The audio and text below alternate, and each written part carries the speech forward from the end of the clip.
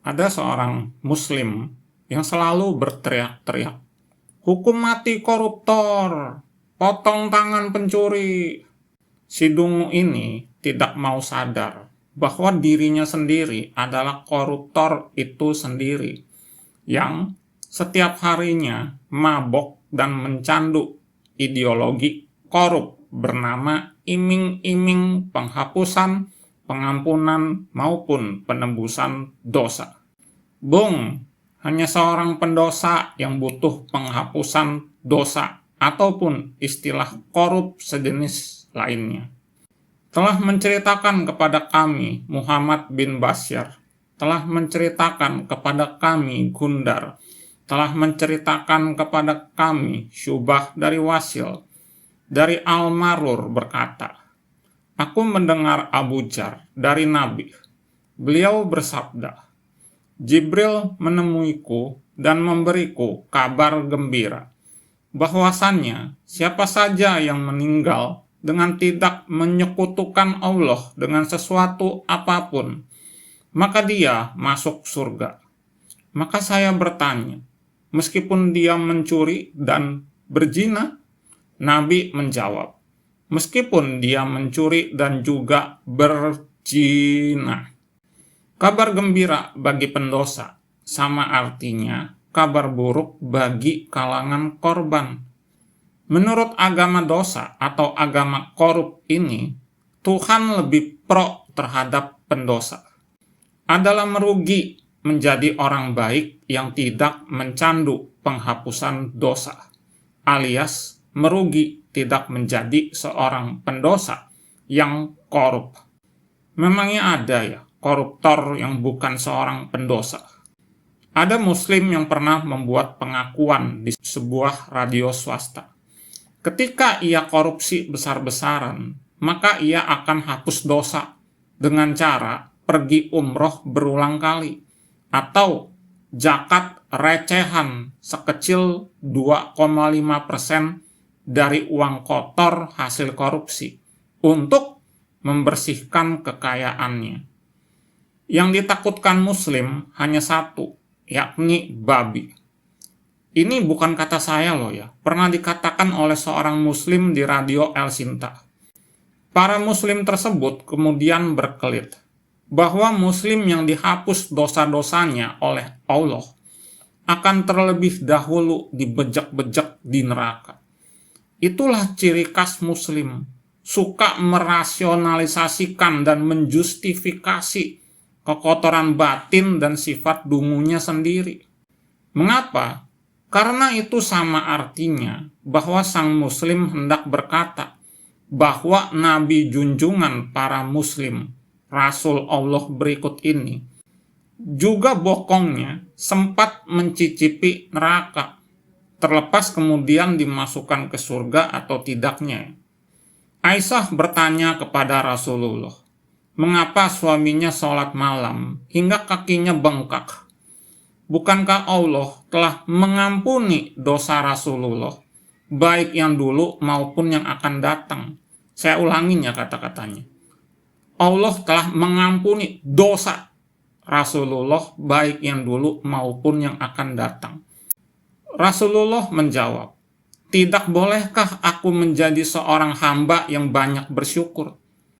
Lihatlah, itu standar moralitas para muslim yang menyebut nabi junjungan mereka sebagai manusia paling sempurna, paling agung, paling baik hati, paling mulia, paling jujur, paling bersih, paling bertanggung jawab. Ternyata korup sekorup-korupnya.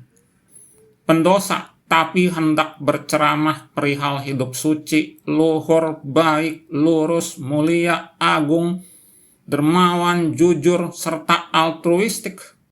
Itu menyerupai orang buta, namun hendak menuntun para butawan lainnya. Berbondong-bondong mereka bergerak penuh percaya diri menuju jurang lembah nista. Neraka pun dipandang sebagai surga. Sang Buddha pernah bersabda, yang di mata kebanyakan orang dipandang sebagai nikmat adalah dukkha di mata seorang Buddha. Sama halnya, yang di mata kalangan pendosawan dipandang sebagai suci adalah kotor, tercela, hina, serta menjijikkan di mata kalangan suciwan. Sekujur tubuh ditutupi busana, mulai dari ujung rambut sampai ujung kaki. Aurat, kata para pemeluk agama dosa tersebut. Namun, mereka tidak menyadari atau bahkan membutakan mata hatinya bahwa aurat terbesar ialah berbuat dosa dengan menyakiti, melukai, maupun merugikan pihak-pihak lainnya. Mereka adalah kaum yang begitu pemalas untuk menanam benih-benih karma baik untuk mereka petik sendiri buah manisnya di masa yang akan datang. Dan di saat bersamaan, begitu pengecut untuk bertanggung jawab atas perbuatan-perbuatan buruk mereka sendiri yang telah pernah menyakiti, melukai, maupun merugikan pihak-pihak lainnya. Sudah putus urat malu para pemeluk agama korup tersebut. Bahkan ideologi korup yang mereka peluk dan mencandu tersebut dikumandangkan lewat speaker pengeras suara tempat mereka ibadah. Tanpa malu, tanpa tabu, mempertontonkan aurat terbesar secara vulgar kepada publik luas. Terhadap dosa dan maksiat, para pendosa pecandu penghapusan dosa tersebut begitu kompromistik. Namanya juga umat agama korup. Namun terhadap kaum non, mereka begitu intoleran. Setiap hari, para pendosa, penjilat, pemalas, pengecut, pecandu penghapusan dosa tersebut berdoa memohon penghapusan dosa. Setiap hari rayanya, mereka pesta pora obral penghapusan dosa. Puasa sebulan, meskipun konsumsi meningkat drastis dan kerja malas-malasan, maka dosa-dosa setahun dihapuskan.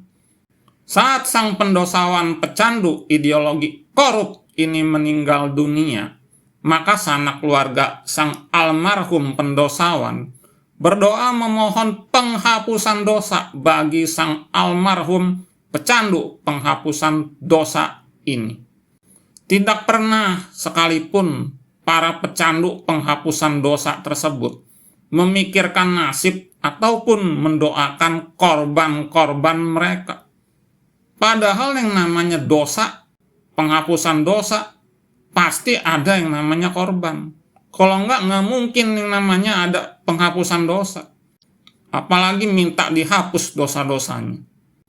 Jangankan korupsi, membunuh atau merampok saja, halal hukumnya bagi para pendosa pecandu penghapusan dosa tersebut.